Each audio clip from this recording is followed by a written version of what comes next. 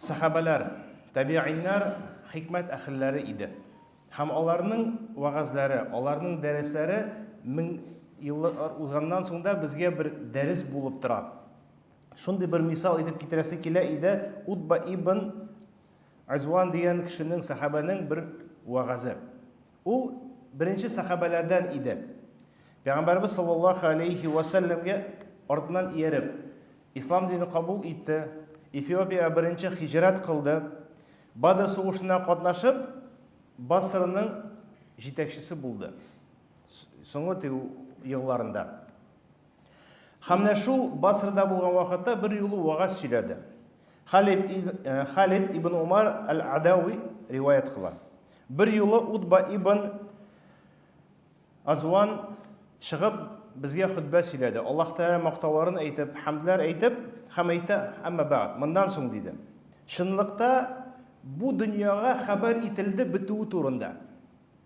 Ham faqat degan kishi ishgandan so'ng qolgan suv ko'pikkina vaqt qoldi deb. Ya'ni dunyo bitar. Ham shinliqda deb siz bu fani dunyoni qoldirib mangilik yurtga qo'shashaksiz dedi. Butun bizda qo'shashak biz. Ham ona qo'shganda eng xayrli ishlaringiz bilan qo'shingiz dedi. Ya'ni o'zingizning ayblaringiz orasida eng xayrli amallaringiz bo'lsin dedi. Ham siz qo'shasiz mangilik yurtga, ham u bir qashanda bitmas. Hamshınlıqda bizga aytildi, ya'ni payg'ambarimiz sollallohu alayhi va sallam bizga aytdi, jahannamga tosh irg'atildi 70 yil ilk. Ham aliga u oxira xatli tushib yetmadi dedi. 70 yil davrida tosh tushibdi, ali osqa xatli borib yetmadi dedi. Va lekin de Alloh taolo bilan ont etam, tamuq tulashaq. Nechik siz bunga g'ajablanmaysiz dedi. Ya'ni tamuq kishilar bilan tulashaq. Hamshınlıqda bizga aytildi dedi. Jannatning qopqasi ikkining orasida 40 yillik yo'l. Ya'ni payg'ambarimiz sollallohu alayhi va sallam hadislarda rivoyat qildi, sifatlar berdi. Bizga anlatib berdi, nindi jahannam, nindi jannat. Ham u ayta, hamda shu ikki orasi kishi bilan tulashaq dedi. Kishilar jannatga kirarlar dedi. Ham men ko'rdim, o'zimdek ko'rdim. Biz payg'ambarimiz sollallohu alayhi va sallam birga 7 kishi edik. Ya'ni payg'ambarimiz sollallohu alayhi va sallam birga ham men de shunday edim. Ham bizga osharga rizq yo'q edi. Illa magar og'achning yaproqlaridan tish dedi. Ya'ni mashul og'ach yaproqlarini oshadik dedi. Ham shu oshav sababli bizning og'iz qiriqlarimiz tishilib qonadi dedi. Ham bir yo'li menga bir kiyim tege olar plash deb aytadi, rida üstga kiya turgan bir kiyim ilakdi dedi. Ham men uni ikkiga bo'lib Sa'd ibn Malik bilan bo'lishdim. Ham biz o'zimizning g'avratimizni shuni bilan netdik. Nahojga borganda izarni beylaylar, kindik bilan tiz orasida bir shuprak bilan. Biz shu Sa'd ibn Malik bilan shu bir kiyimni ikkiga bo'lib g'avratimizni qopladik. Ya'ni bularning osharga da rizq yo'q, kiyinirga kiyim de yo'q. Nedir eski bir shuprak olib o'zlarining g'avratini qopladilar dedi. Ham biz bugun ikkimiz de ikki shaharning boshliqlari. Ya'ni Alloh subhanahu va taolo ularni ko'tardi onday darajaga. Ular oshab o'tirgan. Nedir bir shuprak o'zine o'rab yurgan kishilar bugun kunda podsho bo'ldilar. Nedir shaharlarning yetakchilari amir bo'ldilar dedi. Va lekin men Alloh subhanahu va taolo sig'inam. Ya'ni Alloh subhanahu va taoladan yordam so'rayman narsa deb, men o'zimni ulug' deb sanab, buyuk deb sanab, Alloh subhanahu va taolo yonida kishi bo'lgandan dedi. Ya'ni men o'zim turibman, men zo'r kishi deb o'ylab, va lekin haqliqda Alloh subhanahu va taolo yonida bir bilakina bir bo'luvdan men shundan sig'inam deb, Alloh taoladan yordam so'rayman, shunday birdan bo'lmasqa deb. Ham hech, ya'ni ont etib aytaman, vallahi mingar xatli dinlar butunsi buzildilar podsholar sababli dedi. Ham siz de kurashaksiz deydi. Siz de shuni kurashaksiz, dinimiz buzilashak, ne shunday podsholar sababli deydi. Ya'ni bu va'zda ko'p foyda, hikmat olib bo'ladi. Ya'ni shundan da Alloh subhanahu va taolo sahabalarni alib, ular oshab, shunday faqirlik vaqtida Сахабаларны Аллаһ Субхану ва Тааля исламга тотынган сәбәпле, дингә тотынган сәбәпле Аллаһ Субхану ва Тааля аларның дәрәҗәне күтәрде.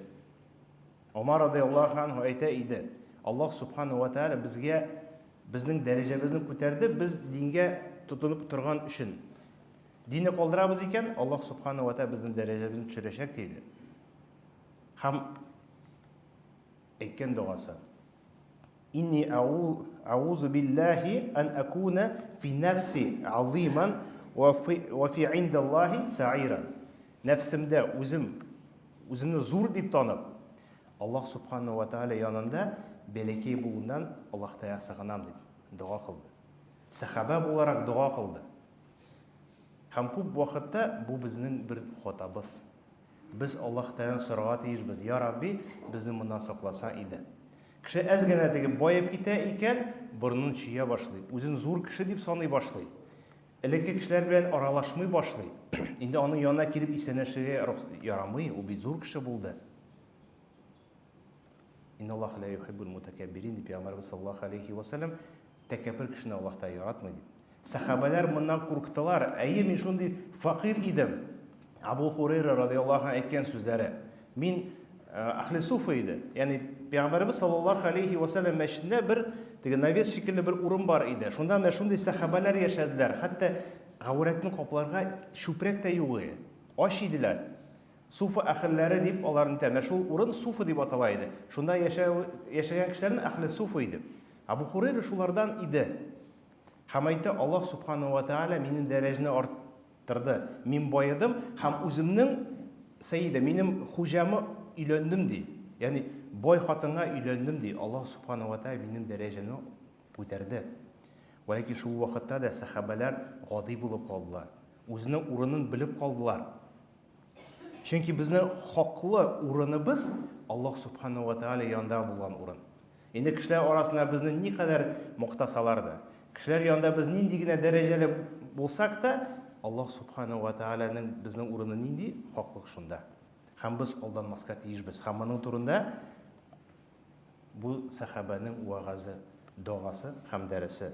Пәйгамбәрбез саллаллаһу алейхи ва саллям үз хадисендә әйтә иде, Абу Хурайрадан риваят кылган хадистә: Шунлыкта кыямәт көнендә бер кешене алып килерләр. Тәкәббер, үзен олы санаган кеше, таза.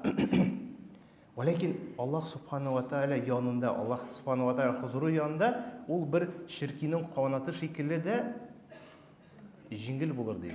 Бәләкәй. Һәм моннан соң Аллаһ Субхану Пәйгамбәрбез саллаллаһу алейхи ва саллям Аллаһ Субхану ва Тааля аятын укыды. Кыямәт көнендә без аңар бер нинди дә авырлык бирмәбез. Җиңел булыр. Аның бер нинди теге кадере булмас. Шуннан куркырга тиешбез. Һәм чынлык безнең шын урыныбыз Аллаһ Субхану ва Тааля. Нинди генә без әйтәме, кешеләр безне никадәр дәрәҗә нитсәләр дә, мактасалар да, хөрмәт күрсәтсәләр дә, безнең өчен әһәмиятлерәк, безнең өчен куркыта торган нәрсә булар тиеш, Аллаһ Субхану ва Тааля янында минем хаклык, шын урыным нинди? Безне шул әйбер нитергә тиеш, куркытырга тиеш. Моның турында без уйларга тиешбез. Бер юлы, хәтта мен мисал итеп китереп була, бер юлы Пәйгамбәрбез саллаллаһу алейхи ва саллям янында бер кеше килеп әйтте: Я Расулулла, ике кеше бар. Берсе гыйбадат кыла, гел гыйбадатта. Икенчесе гыйлем әһле, галим. Моңар Пәйгамбәрбез саллаллаһу алейхи ва саллям әйтте: Галим кешенең дәрәҗәсе мондый гыйбадат кылучы кешегә караганда диде, ай белән йолдызлар арасындагы кебек. Һәм фәрештәләр, җир һәм күк әһелләре, хәтта кырмыска җир тишегендә һәм балыклар диңгездә аның өчен дуа кылалар. Ягъни шул дәрәҗә шунда. Ни өчен дип галимнәр шарх бирә? Чөнки галим ди үзенең гыйлеме буенча, ягъни галим дигән сүз әле теге гыйлем ниндидер бер гыйлем иясе түгел. Галим кеше ул гыйлем үстәп, шул гыйлем буенча яшәгән кеше. Шул гыйлем буенча хөкем йөрткән кеше диде. Һәм бу кеше үзенең гыйлеменә нигезләнеп хөкем кылган эшләгән кеше, ул хәтта нидә дә күктә дә бөек итеп санала. Чөнки Аллаһ Субханаһу ва Тааля аның дәрәҗәсен арттырды. Мубаракфури шулай шарх кылганда, ни өчен ди? Чөнки аның дәрәҗәсе ни өчен улы? Чөнки күктә дә, җирдә дә аның дәрәҗәсен күтәрәләр. Аллаһ Субханаһу ва Тааля аның дәрәҗәсен күтәрде. Һәм монда ике әйбер бар.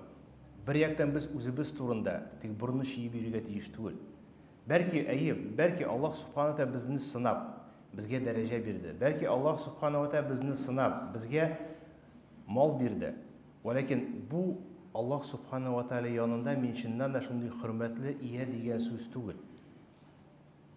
Икенчедән, нинди генә гади, нинди генә теге фақир кеше булса, нинди генә бәлки ул ямсыздыр, ләкин ул кешенең дәрәҗәсе түбән дип без әйтә алмыйбыз. Бер юлы Пәйгамбәрбез саллаллаһу алейхи ва сәлләмнең бер сахабасы бар иде, ул бедуин, бадауи, шулдан килә иде, һәм битенә бик куркыныч иде. Һәм Пәйгамбәрбез саллаллаһу алейхи ва сәлләм аны бик яратты. Һәм әйтте, без аның шәһәре, һәм ул безнең шул. Һәм бу бадауи куркыныч битендә нәрсә сатып утыра иде базарда.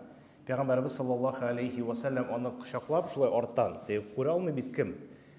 Кылымы сатам дип көлеп теге сата башлады.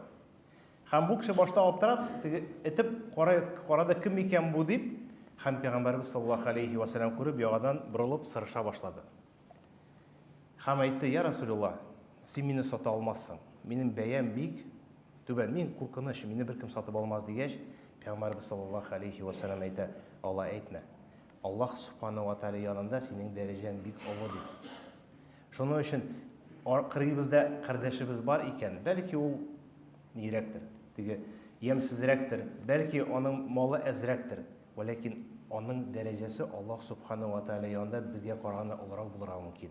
Һәм безгә аның карата дошманлык Аллаһ Субханаһу ва Таалядан дошманлык белән кайтарга мөмкин. Шуннан куркырга тиешбез. Ва aqulu qawla hada wa astaghfiru